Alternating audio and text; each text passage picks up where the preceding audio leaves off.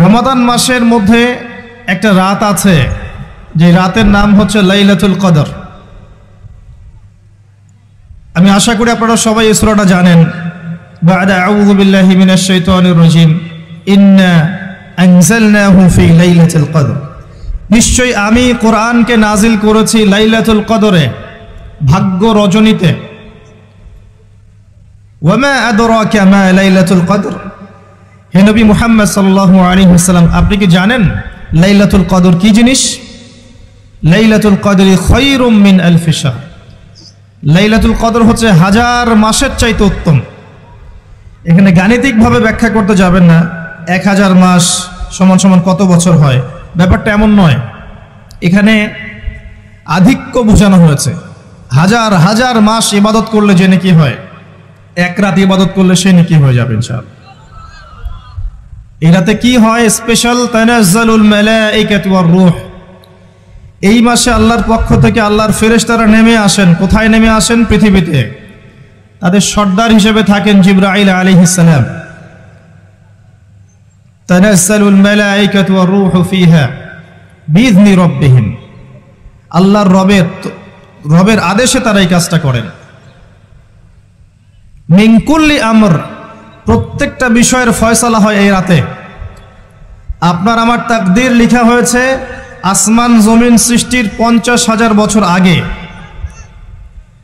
আপনার আমার তাকদীর লেখা হয়েছে আসমান জমিন সৃষ্টির 50,000 বছর আগে। আল্লাহ পাক সমস্ত সৃষ্টির তাকদীর লিখেছেন প্রথম দফায়। দ্বিতীয় দফায় তাকদীর লেখা হয়েছে যখন আমার আপনার রূহ আমাদের মায়ের গর্ভে ছিল 4 মাস 10 দিন বয়স। ওই সময় আল্লাহর পক্ষ থেকে ফেরেশতা আসেন, এসে লিখে দেন তার হায়াত, তার রিজিক, সে সৌভাগ্যবান না দুর্ভাগ্যবান। এরপর রূহটাকে ফুঁকে দেন, বাচ্চা নড়াচড়া শুরু করে। এর আগ পর্যন্ত পেটের মধ্যে বাচ্চা নড়াচড়া করে না। যখন রূহটা ফুঁকে দেওয়া হয় তারপর থেকে বাচ্চা নড়াচড়া শুরু করে। দ্বিতীয় দফায় তাকদীর লেখা হয়। এরপরে তৃতীয় দফা লেখা হয় এই লাইলাতুল কদরে, যে আগামী 1 বছর কি হবে, আপনি কি করবেন। অর্থাৎ 1 বছরের বাজেট প্রণয়ন করা হয় প্রত্যেক লাইলাতুল কদরে। তানাজ্জালুল মালাইকাতু ওয়ার রূহ ফিহা বিইذনি রাব্বিহিম মিন কুল্লি আমর। এই রাতের আরেকটা বৈশিষ্ট্য হচ্ছে সালামুন হিয়া হাত্তা মাতলাইল ফজর। ফজর পর্যন্ত এই রাতে শান্তি শান্তি শান্তি শান্তি প্রশান্তি বজায় থাকে। এই রাতে আপনি যে দোয়া করবেন, যে কোনো দোয়াই করবেন, যদি আপনার রিজিকটা হালাল হয় ইনশাল্লাহ কবুল হয়ে যাবে যে কোনো দোয়া। এই রাতে যারা ইবাদত করে দাঁড়িয়ে দাঁড়িয়ে, তাদের চতুর্দিকে ফেরেশতারা সমবেত হন, তাদের দোয়ায় তারা শরীক হন, তাদের জন্য দোয়া করতে থাকেন। ঠিক তখনই দেখবেন মুমিন বান্দার চোখ দিয়ে টপ টপ করে পানি পড়া শুরু হয়েছে। আপনি ফিল করতে পারবেন যে আপনার দোয়া আল্লাহ কবুল করছেন। এই রাতের ইবাদতকে 1000 মাস দিয়ে গুণ করলেও কখনো সমান হবে না। একটা রাত ইবাদত করলে আপনি হাজার হাজার মাসের নেকি পাচ্ছেন। এই সুযোগটাকে ছেড়ে দেওয়া যায়? কবে এই রাত স্পেসিফিকলি বলা যাবে না, 27 তারিখেই স্পেসিফিকলি বলা যাবে না যে 21-এর রাতেই, 23-এর রাতেই বা 25-এর রাতেই, নির্দিষ্ট করে বলার কোনো সুযোগ নাই। নবী সাল্লাল্লাহু আলাইহি ওয়াসাল্লাম লাইলাতুল কদর পেয়েছেন এবং ওই রাতে বৃষ্টি হচ্ছিল। তিনি সেজদা করছেন, তার কপালের মধ্যে মসজিদে নববীর যে মাটি আছে এই মাটির কাদা লেগেছিল। তখন কিন্তু মসজিদ টাইলস ফিটিং ছিল না, মাটির মসজিদ থেকে নবী সাল্লাল্লাহু আলাইহি ওয়াসাল্লাম বিশ্ব পরিচালনা করেছেন। আর আমাদের এখন তাজমহলের মতো মসজিদ, হেদায়েতের কোনো হও নাই এখানে। এটা আখিরুজ্জামানের সাইন, মসজিদগুলো হবে চাকচিক্যময়, হেদায়েত শূন্য। হাদিস একদম স্পষ্ট আছে, মসজিদ হবে চাকচিক্যময় কিন্তু হেদায়েত শূন্য।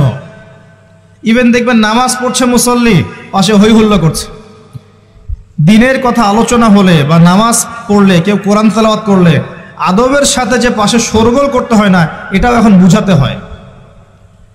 বুঝাতে গিয়ে যদি আপনি এই আয়াত তেলাওয়াত করেন, লাহুম কুলুবুন লা ইয়াফকাহুনা বিহা, কিছু মানুষকে আল্লাহ পাক কলব দিয়েছেন বোঝে না।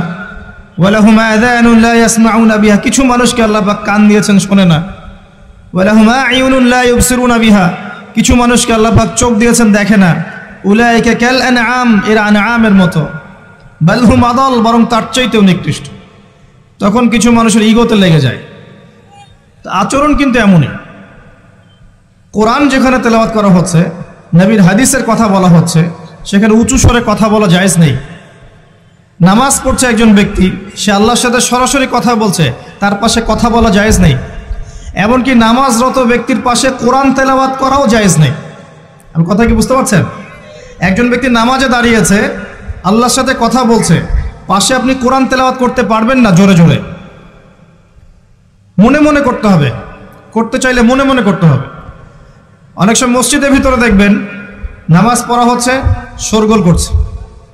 নবী সাল্লাল্লাহু আলাইহি ওয়াসাল্লাম বলেছিলেন, আখিরুজ জামানে, তিরমিজিতে আছে হাদিসটা, আখিরুজ জামানে ইসলামের নামটুকু থাকবে, ইসলামের প্রকৃত বিষয়গুলো থাকবে না।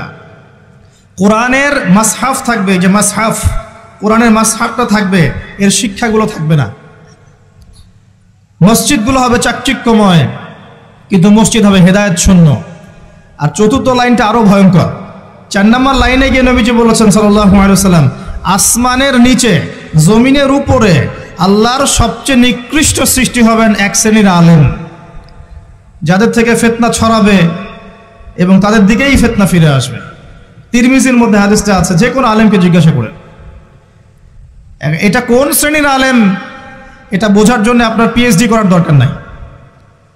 যারা দিনকে দুনিয়ার বিনিময়ে বিক্রি করেছে, তারাই সেই শ্রেণীর আলেম। যারা সত্য কথা বলতে ভয় পেয়েছে, তারাই সেই শ্রেণীর আলেম। যারা সত্যকে মিথ্যার সাথে মিশ্রিত করেছে, তারাই সেই শ্রেণীর আলেম।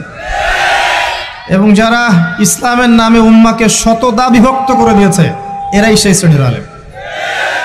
নবী করিম সাল্লাল্লাহু আলাইহি ওয়াসাল্লাম বলেছেন, লাইলাতুল কদর আমি পেয়েছি, কপালে কাদামাটি ছিল, বৃষ্টি হচ্ছিল, তার মানে ওই রাতে বৃষ্টি হতে পারে, ওই রাতে বৃষ্টি হতে পারে। লাইলাতুল কদরের আলামত, রাতের বেলা বৃষ্টি হতে পারে। বৃষ্টি হয়েছে, তিনি নামাজ পড়েছেন, কপালের মধ্যে কাদা লেগেছিল, তিনি বের হয়েছেন, সাহাবীদেরকে বলবেন কোন রাতটা লাইলাতুল কদর, আজকের রাতটা লাইলাতুল কদর, এটা বলতে বের হয়েছেন। বের হয়ে দেখছেন দুজন মুসলিম আপোষে ঝগড়া করছে। লিসেন টু মি, দুজন মুসলিম আপোষে ঝগড়া করছে। আমরা বলি না যে মুসলিমদের মাঝে ইখতিলাফগুলো রহমত, আমরা বলি না? দুজন মুসলিম আপোষে ঝগড়া করছে, এই কাজটার কারণে আল্লাহ রাব্বুল আলামিন নবী সাল্লাল্লাহু আলাইহি ওয়াসাল্লামের হৃদয় থেকে এই কথাটাকে তুলে নিলেন। তিনি আর বললেন না এক্স্যাক্টলি কোন রাতে লাইলাতুল কদর ছিল, তিনি বলতেই বেরিয়েছিলেন যে কোন রাতে লাইলাতুল কদর ছিল। আমাদের ইখতিলাফের কারণে আমরা সেই নির্দিষ্ট রাতটাকে হারিয়ে ফেলেছি। তবে এর মধ্যেই খায়ের আছে, এর মধ্যেই কল্যাণ আছে। আরবিতে একটা প্রবাদ আছে, কুল্লু শার ইউজাদু ফিহিল খায়র, প্রত্যেকটা অকল্যাণের পিছনেই কোনো না কোনো কল্যাণ আছে। নির্দিষ্ট করে বলে দিলে আমরা বাকি রাতগুলো জাগতাম না। নবী সাল্লাল্লাহু আলাইহি ওয়াসাল্লাম এখন বললেন যে আমাকে ভুলিয়ে দেয়া হয়েছে কোন রাত, তোমাদের ঝগড়ার কারণে। অতএব তোমরা শেষ দশকের বিজোড় রাতগুলোকে তালাশ করো। শেষ দশকের বিজোড় রাত বলতে 21-এর রাত, 23-এর রাত, 25, 27, 29, এই 5টা রাতের যে কোনো একটা লাইলাতুল কদর। এই রাতে ইবাদত করলে এত নেকি হচ্ছে, কারণটা কি? রাত আর দিন কি ডিফারেন্ট কিছু? প্রত্যেক রাতেই কিন্তু আল্লাহ পাক প্রথম আসমানে নেমে আসেন।